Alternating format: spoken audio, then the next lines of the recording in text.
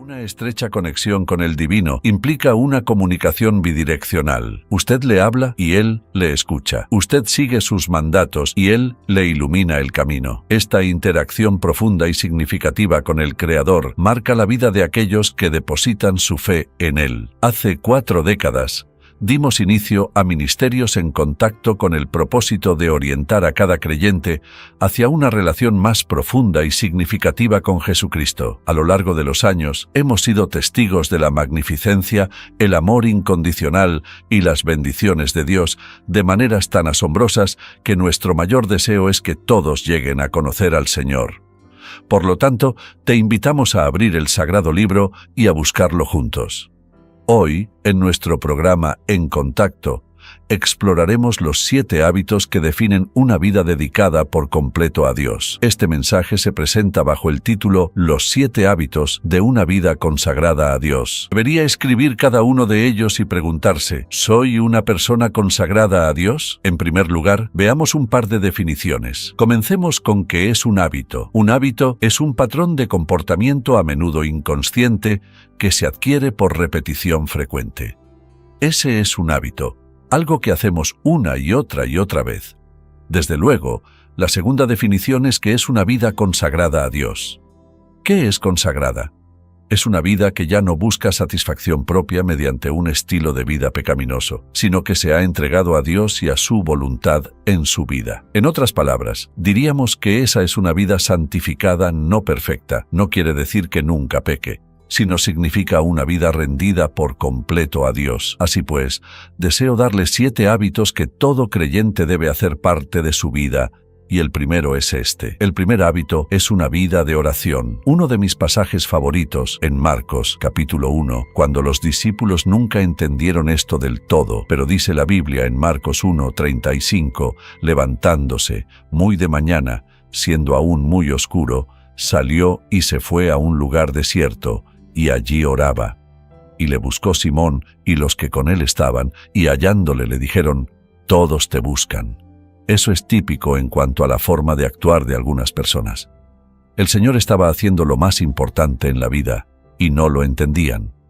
Y asimismo, por ejemplo, en Lucas capítulo 4, versículo 42, cuando ya era de día, salió y se fue a un lugar desierto, y la gente le buscaba, y llegando a donde estaba, le detenían para que no se fuera de ellos. Pero él les dijo, es necesario que anuncie el Evangelio, etc. Ahora, una vida de oración no se refiere a orar de vez en cuando, se refiere a sentir cada día la necesidad, el deseo, el gozo y el gran poder que viene de orar, hablar con el Padre. Es decir, debe ser un hábito, algo que recurre en nuestra vida, no solo cuando estamos en aprietos, en necesidad, sino porque amamos a Dios y estamos agradecidos por quién es Él y lo que hace en nuestra vida. Por ejemplo, en Lucas capítulo 11, los discípulos vienen al Señor Jesucristo y le pidieron, «Enséñanos a orar como enseñó Juan el Bautista a sus discípulos». Así que, ¿habían visto algo distinto en la oración del Señor? No se trataba de algún ritual que se acostumbrara en aquel tiempo,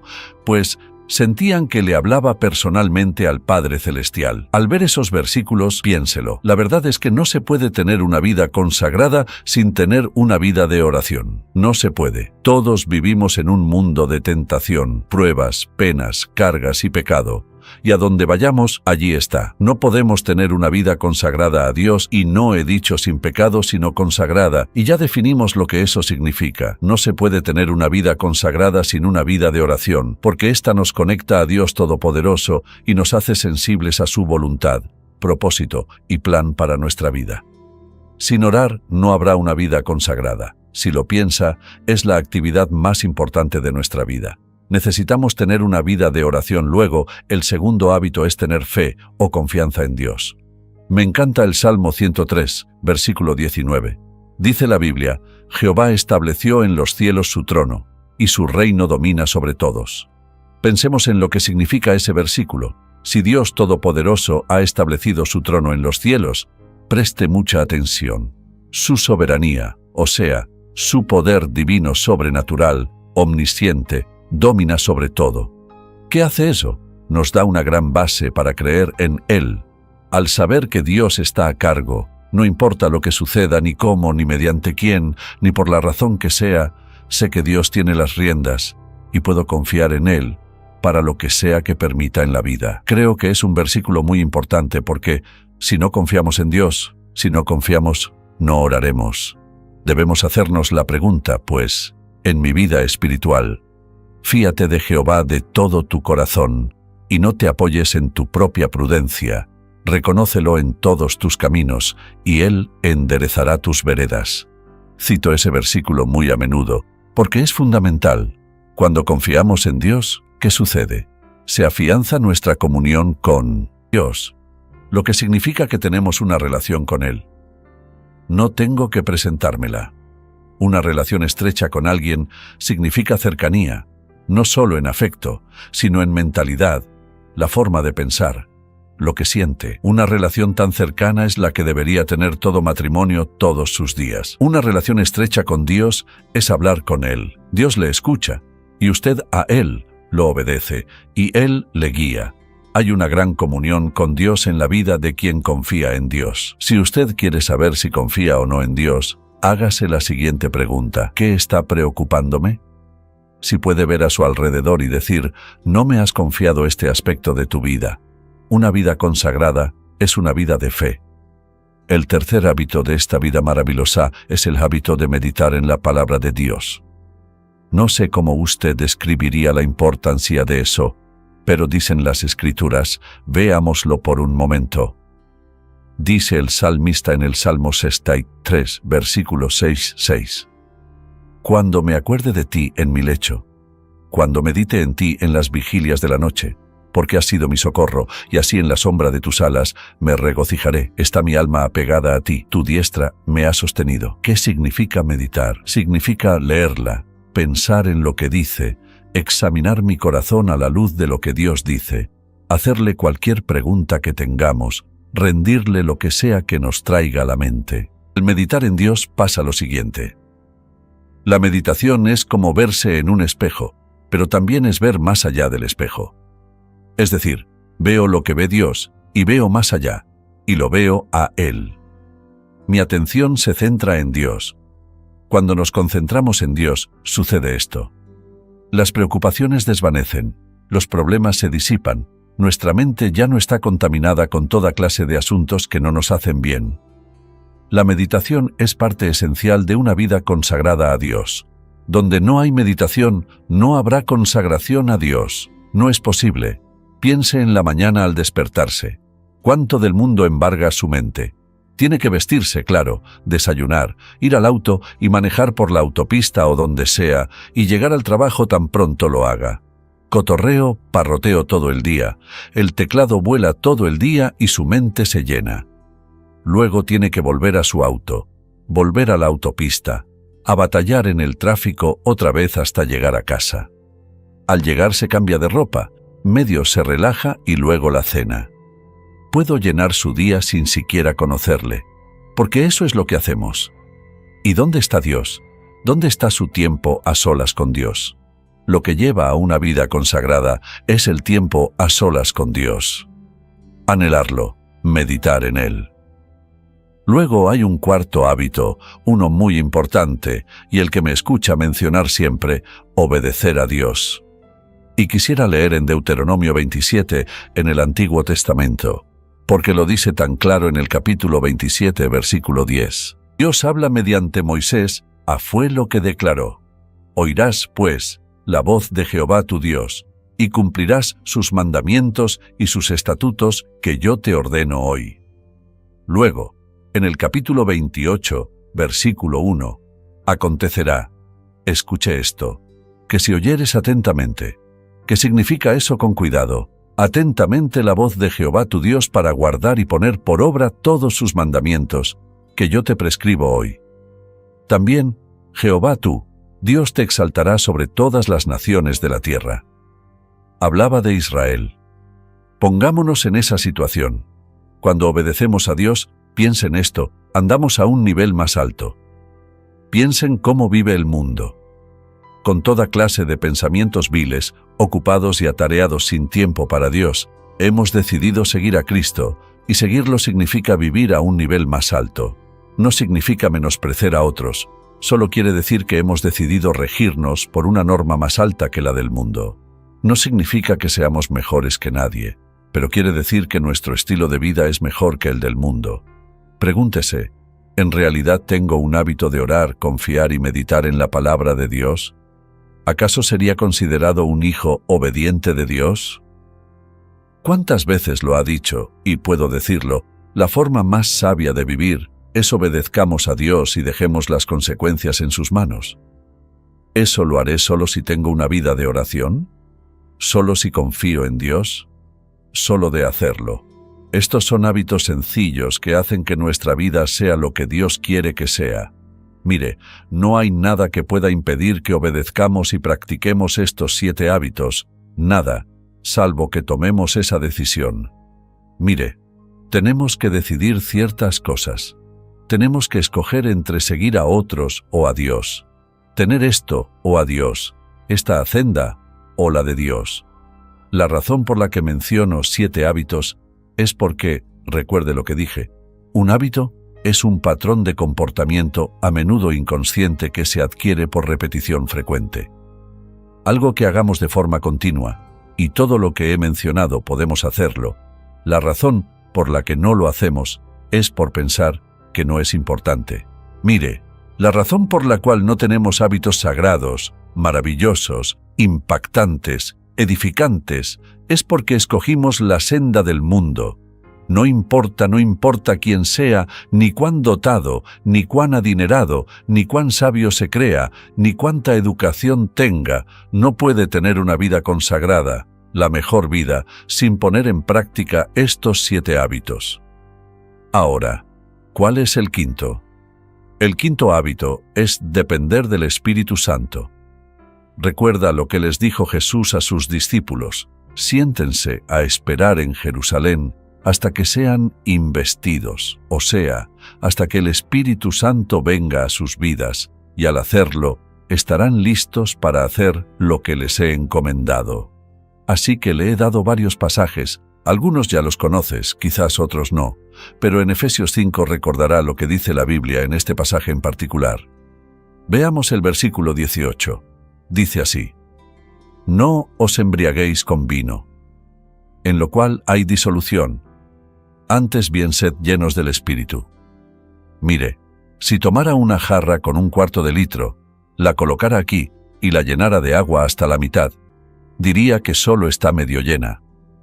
Solo estaría llena cuando llegue al tope, hasta el borde. El verbo que usa aquí el original griego, ser lleno, significa algo continuo en la vida. En la mañana, al despertar en medio de nuestra oración, o al meditar aún antes de levantarnos, deberíamos decir: Señor, quiero que me llenes de tu Espíritu hoy. Eso significa, Jesucristo les dijo a sus discípulos en Lucas, que antes de que hicieran lo que les habían comandado, que esperaran en la ciudad de Jerusalén hasta que viniera sobre ellos el Espíritu Santo, por la sencilla razón de que no están preparados para hacer lo que les ha encomendado. Sin la presencia del Espíritu Santo, quien les dará poder, Él les facultará, les enseñará, les dará guía y dirección para cumplir el llamado que les ha dado. Ahora la mayoría de la gente no tiene ni idea de quién es el Espíritu Santo. ¿Cómo? Seguidores de Cristo, creyentes en Cristo, la aceptamos para recibir salvación. Somos morada de la tercera persona de la Trinidad, que es el Espíritu Santo. Cuando decidimos desobedecer a Dios, decidimos pecar contra el Espíritu Santo, quien mora en nosotros, a quien Dios envió a nuestras vidas para ayudarnos a ser, a llevar a cabo, a lograr lo que sea que Dios nos tenga reservado en la vida. Nunca estamos solos. Somos morada de Dios, del Espíritu Santo, quien nos faculta, nos ayuda, nos alienta, nos fortalece, nos sana, y más, está allí porque necesitamos a Dios en nuestra vida y Él lo sabía. Desde luego, hay un sexto, que es dar a Dios y a otros. En el 6º capítulo de Lucas, es un capítulo muy conocido. Recordemos lo que dice: dad, y se os dará, medida buena. Escuché lo que dice: apretada, remesida y rebosando darán en vuestro regazo. Porque, con la misma medida con que medís, os volverán a medir. Cuando pienso en darle a Dios, mi ejemplo favorito es este, y estaba recordándolo anoche.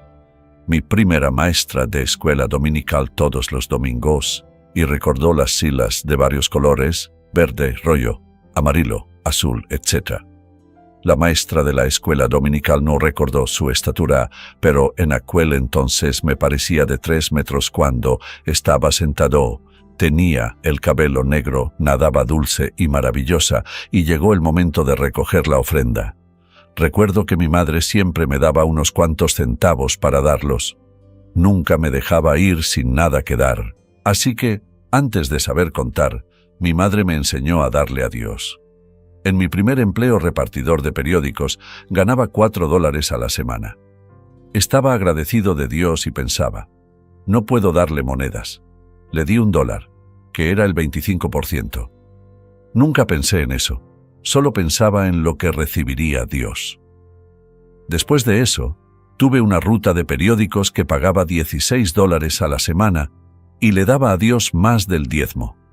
Luego, toda mi vida nunca he dado solo el diezmo, nunca. Por la sencilla razón que aprendí desde muy joven que no podemos superar a Dios en generosidad. Segundo, mucha atención. Ni siquiera podemos predecir lo que necesitaremos. Y si no podemos predecirlo, ¿cómo pues nos encargaremos de todo eso? Si ofrendamos a Dios y confiamos en que hará justo lo que prometió, le di un sencillo ejemplo que muchos han escuchado antes porque fue algo que impactó mucho mi vida. Así que debemos preguntarnos, ¿será este uno de los hábitos en mi vida? La vida dice que Dios ama al dador alegre. Si Él ama al dador alegre, ¿qué de aquellos que son avaros quienes no dan a Dios? Le diré por qué eso no agrada a Dios, porque dice, puedo hacerlo sin Dios, puedo encargarme, puedo manejarlo, no necesito que Dios maneje mi dinero. Piensen cuán insensato es eso. Su dinero podría quemarse de la noche a la mañana. La situación podría ser que lo pierda todo en un día, pero preste mucha atención. Nunca estará en una situación en la que no tenga nada porque tiene a Dios dentro de usted, y todo lo que necesita Dios ha prometido proveerlo. Un hábito de perdonar a otros. Un pasaje muy claro está en Efesios capítulo 4. Muchos lo hemos leído antes, pero es la verdad, y lo leemos una y otra vez. Escuche lo que dice la Biblia. Airaos, pero no pequéis. No se ponga el sol sobre vuestro enojo, ni deis lugar al diablo. Un pasaje muy importante. Luego dice en el versículo 30, y no contristéis al Espíritu Santo de Dios, con el cual fuiste sellados para el día de la redención. Luego, en el 31, quítense de vosotros toda amargura, enojo, ira, gritería y maledicencia, y toda malicia. Antes sed benignos unos con otros, misericordiosos perdonando a unos a otros, como Dios también os perdonó a vosotros en Cristo. No siempre es fácil, no. A veces es difícil perdonar a otras personas que nos hayan hecho ciertas cosas. Creo que una de las peores situaciones es ser traicionado. Cuando uno ha confiado en verdad en alguien, se ha esmerado en ayudarle, y luego le traicionan, hacen lo último que uno habría imaginado que harían en la vida, pero debemos perdonar. Ahora, estos son 7 hábitos. Presté mucha atención, pude haberlo hecho de muchas formas, pero quería que viera cada versículo y darle todos los 7 hábitos para que cada persona que entienda por completo los 7 hábitos que llevan a una vida consagrada, que será bendecida una y otra vez de muchísimas maneras, pero la decisión es suya, y les sugeriría que tomara una decisión ahora mismo. En breve oraremos, y en esta oración le pediré a Dios que le dé sabiduría para decirle, Señor, quiero estos 7 hábitos en mi vida, y hoy comenzaré a ejercerlos en mi vida. ¿Los practicará cada uno a diario? No. Pero haga lo siguiente. Pide a Dios que le perdone. Muéstreme por qué tropiezo con este señor y reafirmamos nuestro deseo de perdonar a otros o lo que sea. Señor, estaba muy ocupado. Esta mañana salí deprisa. Perdóname, Señor, no quiero volver a hacerlo. ¿No cree que Dios corregirá eso? Claro que sí, Él le corregirá. Le inquietará lo suficiente una mañana después que haya salido sin tomarlo en cuenta que no lo olvidará. Mire, ¿sabe qué? Es porque nos ama. Piénselo. Toda la Biblia está llena de verdad, pero creo que estos 7 hábitos transformarán por completo su vida y le llevarán a lograr más de lo que su corazón podría haber anhelado. Ahora, si hoy está aquí y no es creyente y no es salvo, no ha aceptado a Cristo como su Salvador, entiendo que quizás no se aplique esto a su caso. Pero permítame decirle esto, nunca podrá entender ni disfrutar la vida a plenitud hasta que no se entregue a Cristo. Porque nunca podemos perder al entregarnos a Cristo, nunca. Dirá pues, ¿qué tengo que hacer? Debe pedirle al Señor que perdone su pecado, no porque lo merezca, sino porque Él fue a la cruz. Murió en la cruz, dio su sangre por usted, pagó toda su deuda de pecado, dice la Biblia, y al pedirle perdón a Dios por lo que ha hecho por usted, pagó su deuda, Dios le perdona y le hace uno de sus hijos.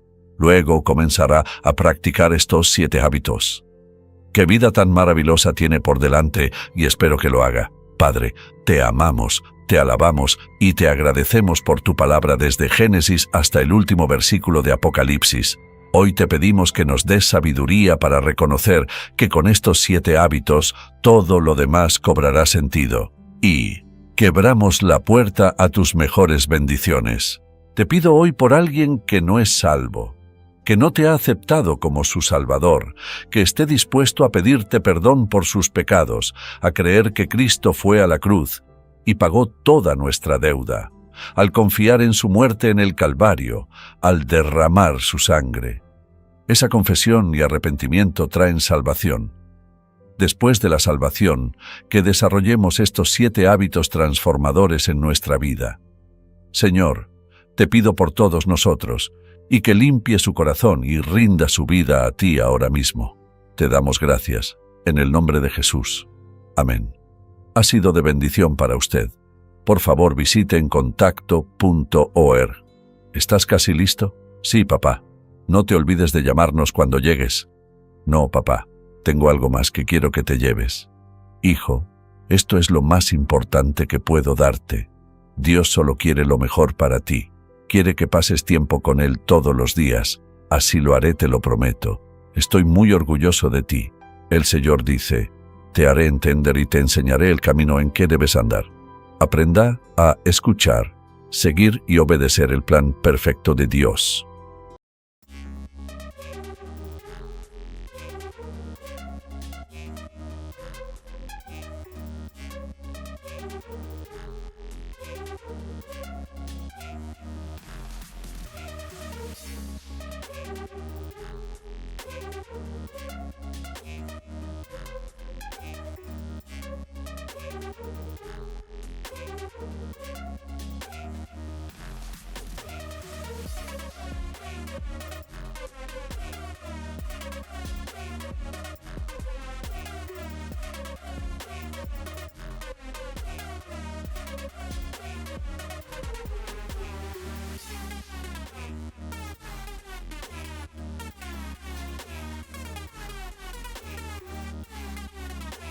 Dios nos ama tanto que ese amor nos mantiene en el camino correcto. Si usted escucha las mentiras de Satanás, él siempre le dirá, este es el camino más fácil. La pregunta central que enfrentamos es, ¿cómo podemos tomar la mejor decisión? ¿Cómo discernir la elección más sabia? Su amor inmenso por nosotros guía nuestro enfoque hacia lo auténtico, lo verdadero.